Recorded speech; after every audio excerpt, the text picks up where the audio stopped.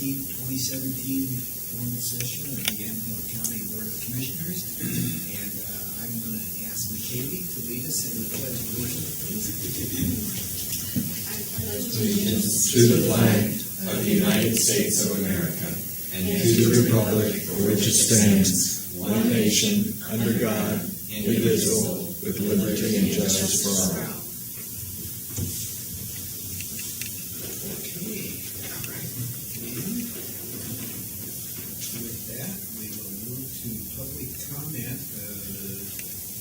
Opportunity for anybody from the general public to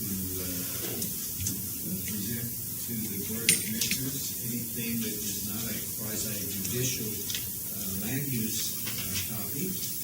And the time limit is 3 minutes unless extended by the chair or a majority of the board. Public comment will proceed now. And I have Katie and Casey wishing to speak, so please come forward. Okay, thanks. I'd say I've got it, but you're on it. So for the record, we still need to do that, right? My name is Katie Kula. I live at 18705 Southeast Upper Island Road, Dayton. Is this coming through okay?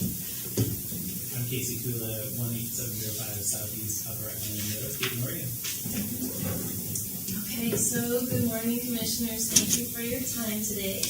I want to open by saying that I believe that we're all here today because we share a mutual purpose. We all desire to foster a vibrant, healthy Yamhill County, a place that is wonderful to live and do business in. And obviously, you've committed quite a bit of your time to that purpose, I think, and we're here for the same reason. I believe growth and continued innovation opportunities are important parts of a thriving community and economy. And Casey and I are proud to be part of a new and growing industry here within Oregon. After growing certified organic fruits and vegetables for a decade, last year we added OLCC licensed marijuana as a new crop on our farm. In Yamhill County today, there are 33 OLCC marijuana licensees. There's 21 producers, including us, 10 retailers, and 2 processors. And I imagine more on the way for this season. So I want to pause and make it clear that today we are not here to speak to any pending land use issues. We do not have any pending land use. But what we do want to come for, we came because we want to continue adding more information to the pool of knowledge at the county government level about this very new and growing industry.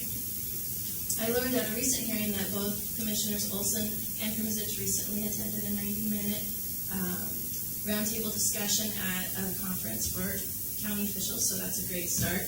We'd like to add more knowledge from the perspective of OLCC licensees. And so to that end, we're bringing 2 items to share with you today. The first is that I've printed a blog post, so I'll hand out when I'm done copies for each of you and a copy for the record, that I recently wrote on our farm's website. And what I did in this blog post is I shared with our customers information about our experience growing marijuana. Especially because most of these customers, are not our marijuana customers. These are people who have been with us for, in some cases, 11 or 12 years. And I started it by addressing my observation that it seems like today, because this industry is so new, many people are judging it using information based on what practices and experiences happened during marijuana's prohibition, rather than its new legal identity and existence here in Oregon. And I think those are 2 very different things. And then I go on the second half, I answer what I call the frequently asked questions that we receive when people learn about us growing marijuana on our farm. It's amazing. People have so many questions when they find out that we're doing this about all aspects of what the plant's like, how it grows, what the process is like. It's so new. Most people have basically, a huge knowledge gap, and they're very, very interested about what's happening here in Oregon and how we're really forerunners in the country right now. The feedback I received from our... How much? 3 minutes. I would like to extend the courtesy, since we don't have anybody else testify. I'd like to extend the courtesy to Casey and to Dr. Great, thank you, and I'm almost done, so that'll be easy. But the feedback we've received from our customers on this post has been 100% positive. People thanked us for writing so thoughtfully about something that's new and sometimes controversial. Specifically, I wanted to share with you that one CSA member, a customer, personally emailed to thank us. She has a family member who grows marijuana somewhere in the Willamette Valley, and she's told me that she's really struggled to understand where he's coming from and respect him as a farmer, and that my blog post really helped her see where he's coming from. And I thought that was pretty much the best possible outcome I can imagine, is two family members reconciling because of something I wrote. Additionally, we would like to extend an invitation to all three commissioners, as well as Mr. Friday and any of the planners who are available, to come to our farm and to have a tour of our production operation. We would like to be able to show you what it looks like on our farm to grow marijuana in the amazing Yamhill County soils that we have the pleasure of farming, as well as share what our experience has been working with the OLCC, what they ask us to do, what that process has been like, and answering any questions you have that may not be addressed here. I didn't go into a lot of the OLCC stuff in here because it's so extensive, but I imagine that would be especially of interest to people governing at the county level, to know, okay, what is the state already doing? What does the state already require? How does that affect business owners in Yamhill County, and how are they stepping up? And we'd be happy. My mother also has an OLCC licensed processing kitchen on our property, and she's extended the same invite, so it'd be very easy for us to do both in one and give you access to two different sides of this new industry. So we also wanted to, just in closing, he's not here, but publicly thank Mr. Friday and everybody at the planning department. We've gone into the planning department for many reasons over the last 12 years. We built a house, we have a farm, lots of reasons. And when we started going in related to marijuana-related items, we felt like they were just as courteous and just as helpful as any other thing that we've brought in. And we really think that that says a lot about their department and about the county government as a whole. So we want to publicly thank them for that. So in closing, thank you in advance for your willingness to read what I've brought and to hopefully come and visit our farm. We would love to keep adding to this knowledge and experience pool. We feel like especially that first-hand experience could be really valuable to you as people in government. It is so new, and the odds are that you've been to a dairy, personally or professionally, been to a vineyard, been to many kinds of farms, but the odds are less likely that this is something you've had first-hand personal experience with. And I really think that level of knowledge can really help understand the depth and breadth of what's happening in Oregon. And for us as small farmers, this new industry is so exciting in part because marijuana specifically offers a very unique opportunity for a very small farm to be profitable and viable on extremely small acreage. And that's great. It's great for Yamhill County, which has historically and continues to be a place where small farms thrive and contribute a lot to the economy and culture of this place. So thank you so much for your time today. Laura, would it be you that I would contact, or Crystal? About scheduling something. I'll follow up with that, but I've also attached our business card if anybody wants to follow up with us. Okay? Read those with Crystal. Yes, I've got copies for all of you, both on what I said today and the blog post. So thank you so much. And we're gonna be able to stay for the rest of the meeting because we got childcare stuff going on. And that's big cherries. But thank you so much. Yes, Thank you for being here. I have no other intent to speak cards, so we will move on then to item B on the agenda, which is our consent agenda, and we do have one item on the consent agenda, and that would be item 12 that we are going to approve part of, and we're striking the second half of that. So on item 12, if you would make a note, as part of the consent agenda, we're approving the resignation of Kaylee Leslie from the Yamhill Community Action Partnership, and that will be the extent of item 12. The rest of that we will save for another meeting. So are you all clear on what we're doing on item 12 of the consent agenda? Okay. So with that change, then I would entertain a motion to approve the consent agenda. been moved that we approve the consent agenda. Any further discussion? Okay, hearing none, then all in favor signify by saying aye. Aye. Opposed, same sign. All right. Then we will move to item C of our agenda, old business, and I see none. Item D, which is other business or add-ons, non-consent item, and I have two as I look here on the ones I dropped in the street. Oh, here we go. Thank you. I was so careless as to drop in the street on the way. We have two items. One is a resolution that has been brought forward for the Board of Commissioners to recognize something that is happening as a part of the National Association of Counties, but it's a resolution in support of the Stepping Up initiative. And I'll speak to that one just a little bit, Mr. Chair. As their commissioners are aware, as you said, the National Association of Counties and in conjunction with Associated Oregon Counties adopted this year the Stepping Up initiative to help people in crisis.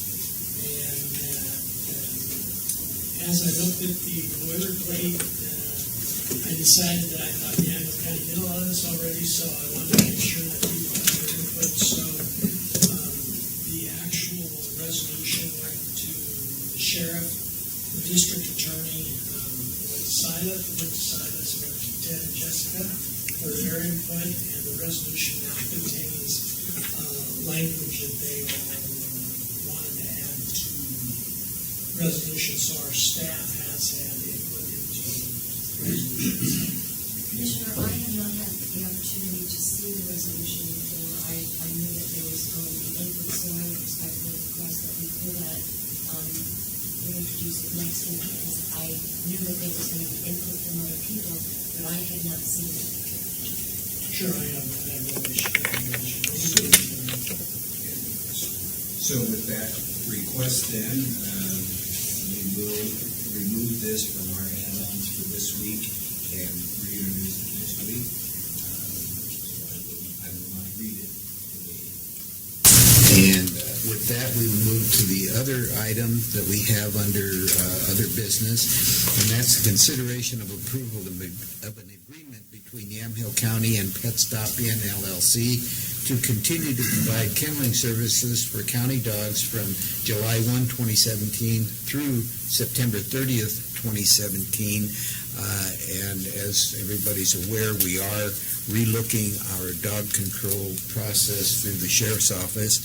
And during this period of time, it's been agreed upon to continue our association with Pet Stop during that process. Is there anything you want to speak to in this agreement, Council? No, Chair, this came at the request of the Sheriff's Office. This is effectively a continuation for additional 3 months of our existing agreement with Pet Stop Inn to ensure that we have a safe place to take animals during the continuing transition of the Sheriff's Office handling of dog control matters. And I do see the owner of Pet Stop Inn. Is there anything that you'd like to bring to the table? Well, not really much. I mean, the agreement, like we had kind of talked about, is acceptable to us. And I know I've talked to you individually, and then Mary as well. I haven't had a chance to talk yet to Rick. But I just want to express, we are doing what we do, obviously, or we wouldn't be in this business. But then even moving forward, I kind of brought up to y'all, and we haven't really sat down and looked at stuff, but we as a company are interested in continuing. I mean, I know that y'all are looking at changing some things, and I know that the sheriff at one time had brought up about, backing out, say, Carrie as the go-to for the dog control or doing it a different way. Pet Stop In is very interested in getting involved in that. We've now kind of got people, I think, conditioned over the last couple of years of coming to Pet Stop In. We do understand that there are people out there in organizations that feel like they can do it better. I guess from our perspective, and it's always easier to say that you can do something better when you're not actually doing it. And we have actually experienced some of those that have said they can do better, that have ended up bringing the dogs to our place because the dogs are tearing up their house. So, you know, those are things that we're concerned about. Other things that we're concerned about is there's a difference between your regular house pet that you go pick out and you bring home and you love, and a dog that you go out in the middle of the night to get that doesn't know you and is a fear biter. People are going to get bit. People are going to get hurt. They're not trained for this. They don't have the experience. You know, we've been, well, I've been around dogs over 40 years and been a professional trainer for 22. So there's a lot of things that I bring to and I deal with on a daily basis at our boarding kennel right now. So those are things, I guess, that I would hope that the council, and I've always used a comparison, compare apples to apples, not apples to oranges when you're looking at doing things. But we are interested and would like to pursue something even after the transition of, you know, maybe we become the call center and we help with the licensing and all of that stuff. And we're kind of old school. We like to just sit down and talk about it and go, oh, okay, you know, and I know it's a little different in the public forum, but, you know, that's the way that we are. So we're open to any questions, any one-on-one meetings that you want to have, or even us coming in and talking about it here in the open. We don't have a problem doing that. So Thank you very much. Thanks, Appreciate Randy. your Thank you. comments. Okay, with that, then. Mr. Chair, I do have one Yes. comment. You know, as we started to look at this, you know, I was really anticipating, hoping for the private providers such as Pet Stop in our nonprofits that we would have had this in place by July 1st. I'm not opposed at all to extending it 3 months, but I am opposed to somebody coming back in August and saying they want to extend it, well, no matter which way we go. Another 3 months. I know the sheriff has had a lot going on, staff has had a lot going on, so I just want to go on record as saying that, you know, I'm not against at all extending this. I just don't want to see another extension. I agree with that, Commissioner. I had hoped, since the current contract ended in June, was it June? Yeah, we would June 30. Yeah, it's June June 30. Yeah, I was hoping that we would have our plan pretty much cemented, but we don't. And so I agree. I think this being in transition is really not the best way to approach it. But it is what it is, and at least we have the option and the cooperation of Pet Stop In, and we'll just have to see what form it takes going forward. Yes, So I appreciate your willingness to extend because we do need this service available to our dog control people. So, anyway, with that, then we do have before us the extension of this contract. So I would ask for a So motion. moved. It's been moved that we extend the contract with Pet Stop In through September 2017. All in favor signify by saying aye. Aye. Opposed, same sign. All right, so with that then, that concludes our other business. And so we have no public hearings today. Are there any announcements on part of the commissioners? I'd just like to invite both my fellow commissioners, if you have a chance, starting to tomorrow at 1, if we're hosting County College in room 203 of the community center, and if staff or one of my other fellow commissioners would like to drop by, I'd be more than privileged, if you're available, to introduce you to all the new commissioners in the state that you may not have met. I think we have, that I know of right now, I think 26 that will be here, and I'm really looking forward. It's always, Yamhill County has always gotten good things when we've hosted a session for Health and Human Services, and I'm sure Silas and the other speakers he's brought in will do a wonderful job and show them just how Yamhill County is leading the way on some things. So if you want to stop by, I'd be more than happy to introduce you all the new commissioners in the state. And what time do you start? We start at 1 o'clock in room 203 of the community center. And you go till when? Let's see, September, no. Formally, it goes till 5:30. Do you have a schedule for what's going on? Yeah, matter of fact, I can forward it to Lawrence and get it to commissioners. Yes, AOC has a schedule of who's speaking at what session. That'd be great. So Thank you. I will, and I don't know if you got a copy of that, No, Lauren. I didn't. Okay, I will send it to you and you can forward on, because Sure. I think Silas has it, I don't know, but I'll give it to Lauren, she can send it on. Okay, thank you. Thank you for that invitation. It's always exciting to show off our county to other county commissioners. Commissioner Sterrett. No, nothing at this time. Okay. Well, we had a meeting of Parkway Committee this morning, and there's a lot of excitement around the fact that the Transportation Commission, in 2 places in the package, does mention the Newburgh-Dundee bypass as being one of the projects that is high on the list.